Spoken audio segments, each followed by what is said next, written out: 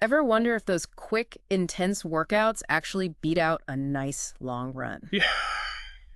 Well, today we're diving deep into the world of running to tackle interval versus continuous training. Yeah. And you guys send in some awesome articles from Freeletics, Running Shorts, even some stuff from Wikipedia. So we're going to Uh, break it all down. it's pretty cool. There's a lot of back and forth about which approach is better, and for good reason. They both have, their unique benefits. So, understanding like the science behind it all, it can help you make smarter choices about how you train. Exactly. So Freeletics uses these catchy phrases: running fast for interval training Right. and running far for continuous. I got to admit, it does make it easier to remember. Yeah.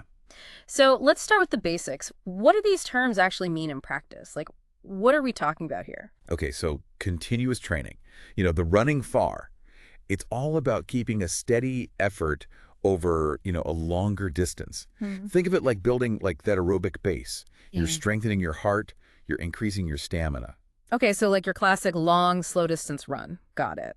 But what about this running fast interval training? That sounds a lot more intense. Yeah, it is. Interval training is switching back and forth between those high intensity bursts Mm-hmm. and then periods of like recovery. And Freeletics, they talk about the afterburn effect as like one of the big perks of this style.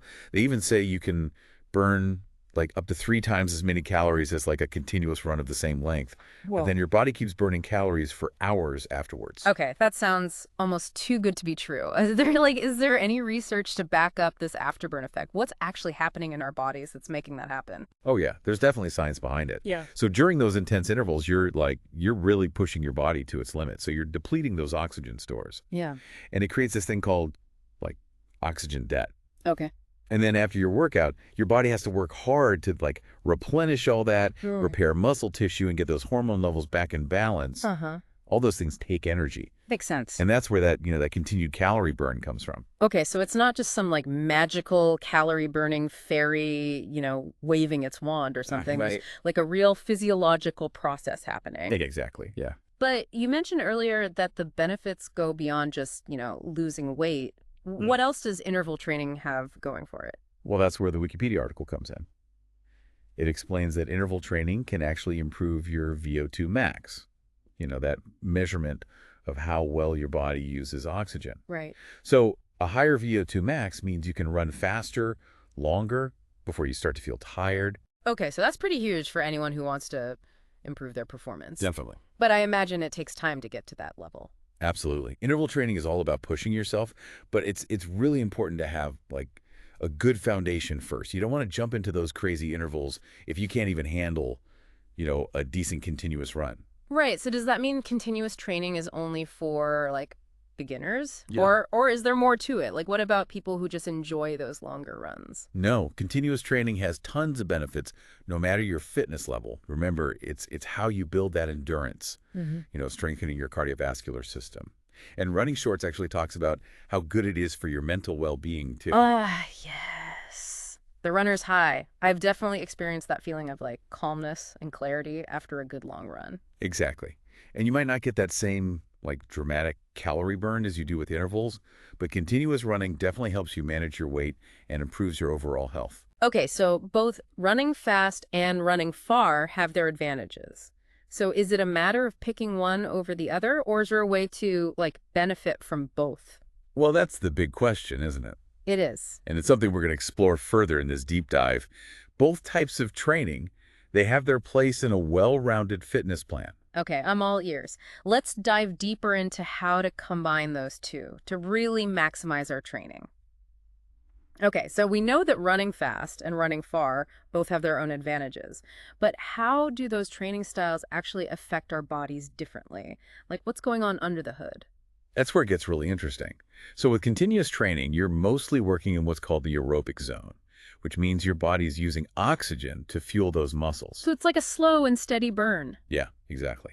And as Running Shorts says, this type of training actually helps with muscle adaptation and capillary growth. Wait, hold on. Capillary growth, that sounds a bit technical. What does that mean for us runners? Well, capillaries are those tiny blood vessels that deliver all the good stuff. Oxygen and nutrients to your muscles. Okay. And with consistent long runs, those capillaries actually become more dense and efficient. Oh, so you're essentially building like a better supply line to your muscles. Right. That makes sense for endurance, right? You need that constant flow of oxygen to keep going for miles. Exactly. Your body becomes like a well-oiled machine for those longer efforts. Now, interval training, that takes a different approach. Okay. It's all about pushing your anaerobic threshold. So training your body to work hard even when oxygen is scarce. Is that why those high-intensity bursts feel so much harder? Like you're really pushing it? Yeah, exactly. You're forcing your body to adapt. Okay. Become more efficient at using energy even when you're working at a really high capacity. So in a way, it's like you're training your body for those moments when you need that extra burst of energy, like a sprint finish at a race or just powering up a hill on your regular run. Yeah, that's a great way to put it. And remember when we talked about VO2 Max earlier? Yeah. Well, that's another area where interval training is great. Because by pushing your anaerobic threshold, you're actually training your body to use oxygen more efficiently, even during those tough efforts. So even though you're working in that oxygen-deprived state, you're still improving your ability to use oxygen overall. Yeah. That's wild. What about those mental benefits we were talking about? Does interval training have any impact there? Well, continuous running is usually associated with that runner's high feeling. Right. But interval training can actually have a positive effect on your mental state too. That feeling of accomplishment after a tough interval workout can be really empowering. Yeah, it's like you've conquered this challenge, both physically and mentally. Right. So I can see how that would boost your mood and your confidence. But I'm curious, knowing all this, how do we find that sweet spot, that balance between the two? Well, that's where understanding your own goals and your preferences comes in. Someone training for a marathon is going to have a different approach than someone who just wants to get faster at their weekly 5K. So there's no one-size-fits-all solution. Nope. It's all about figuring out what works for you. Makes sense. But no matter your goals, a good training plan will have aspects of both continuous and interval training. Okay. So how do we do that? Should we be like switching back and forth between long runs and interval workouts? Or is there a better way to approach it? Oh, there are definitely some best practices to keep in mind when you're combining these. And that's what we'll get into next. Ready for some actionable tips? Oh, you bet I am. Let's hear how to create a running routine that really takes advantage of both. Okay, so we're ready to put all this knowledge into action. We know continuous and interval training both have their place.